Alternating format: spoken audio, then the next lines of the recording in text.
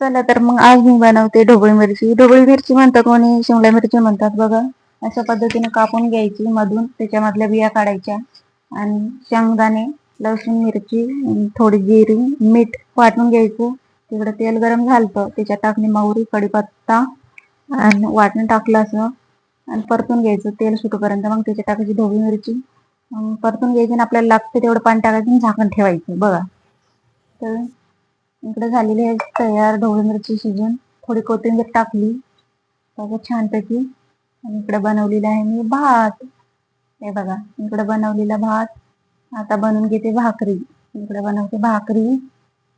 छानपैकी अशा भाकरी बनवून घ्यायच्या गरमागरम, अशा भाजून घ्यायच्या उलटण्यावर घेऊन बघा.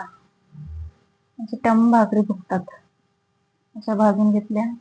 इकडं गिरण चालू केली आणि इकडे आरूस ठेवतो.